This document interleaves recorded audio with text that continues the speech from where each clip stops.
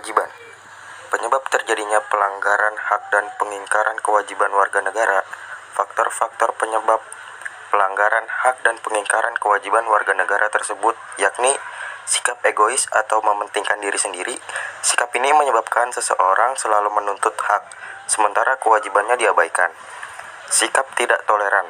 Sikap ini menyebabkan timbulnya rasa saling tidak menghargai dan tidak menghormati keberadaan orang lain. Penyalahgunaan kekuasaan dalam masyarakat. Kekuasaan yang dimaksud bukan hanya pada kekuasaan pemerintah, namun juga bentuk-bentuk kekuasaan lain yang ada di masyarakat.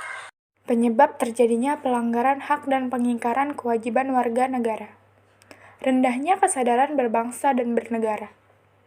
Ini dapat membuat seseorang berperilaku seenaknya dan tidak mempedulikan hak orang lain yang harus dihormati. Ketidaktegasan para penegak hukum. Jika para penegak hukum tidak tegas, pelanggaran hak dan pengingkaran kewajiban akan terus terjadi. Ketertiban dan keharmonisan pun tidak akan dapat terwujud. Penyalahgunaan teknologi. Tak hanya dampak positif, kemajuan teknologi juga menimbulkan dampak negatif, seperti kejahatan. Contoh kasus pelanggaran hak dan pengingkaran kewajiban. Karyawan sebuah perusahaan di Penjaringan Jakarta Utara protes di depan pintu gerbang kantor. Para mantan karyawan yang sudah mengaku puluhan tahun bekerja ini dipecat tanpa mendapat pesangon.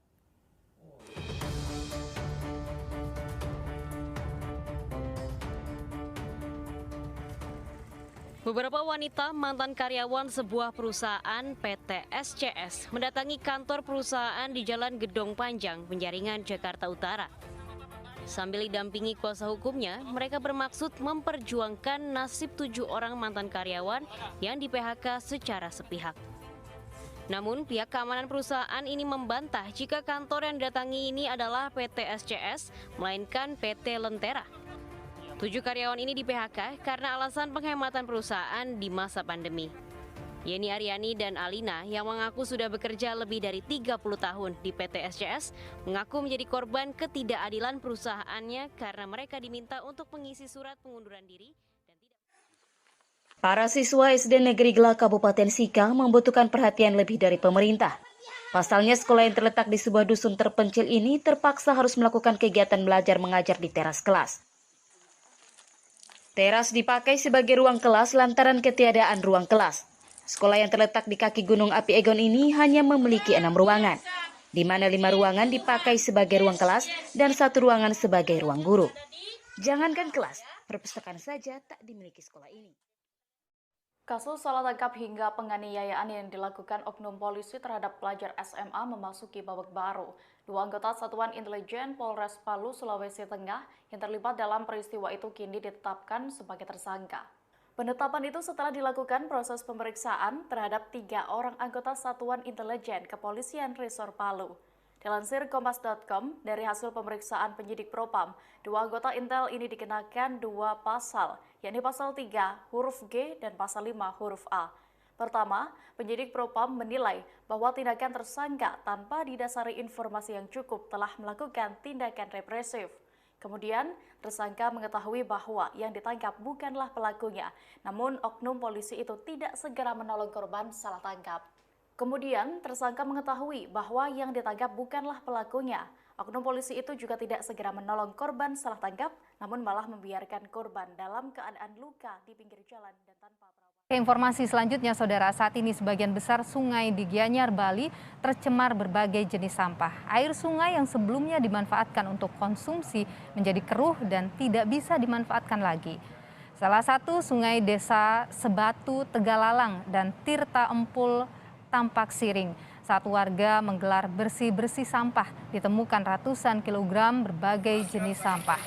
Sampah plastik dan botol dan berbagai sampah rumah tangga hingga pakaian bekas banyak ditemukan di sungai. Padahal aliran sungai ini sebelumnya dimanfaatkan untuk konsumsi dan kebutuhan sehari-hari oleh warga sekitar. Upaya pencegahan kasus pelanggaran hak dan pengingkaran kewajiban. Berikut ini upaya pencegahan yang dapat dilakukan untuk mengatasi berbagai kasus pelanggaran hak dan pengingkaran kewajiban warga negara. Yang pertama, mengoptimalkan peran lembaga-lembaga selain lembaga tinggi negara yang berwenang dalam penegakan hak dan kewajiban warga negara, seperti Komisi Pemberantasan Korupsi, Lembaga Ombudsman Republik Indonesia, Komisi Nasional Hak Asasi Manusia, Komisi Perlindungan Anak Indonesia, dan Komisi Nasional Anti Kekerasan Terhadap Perempuan. 2. Meningkatkan kualitas pelayanan publik untuk mencegah terjadinya berbagai bentuk pelanggaran hak dan pengingkaran kewajiban warga negara oleh pemerintah. Upaya pencegahan kasus pelanggaran hak dan pengingkaran kewajiban. 3. Meningkatkan pengawasan dari masyarakat dan lembaga-lembaga politik terhadap setiap upaya penegakan hak dan kewajiban warga negara. 4. Meningkatkan penyebarluasan prinsip-prinsip kesadaran bernegara kepada masyarakat melalui lembaga pendidikan formal, sekolah atau perguruan tinggi, maupun non-formal, kegiatan-kegiatan keagamaan, dan kursus-kursus. 5. Meningkatkan profesionalisme lembaga keamanan dan pertahanan negara. 6. Meningkatkan kerjasama yang harmonis antara kelompok atau golongan dalam masyarakat agar mampu saling memahami dan menghormati keyakinan dan pada pendapat masing-masing.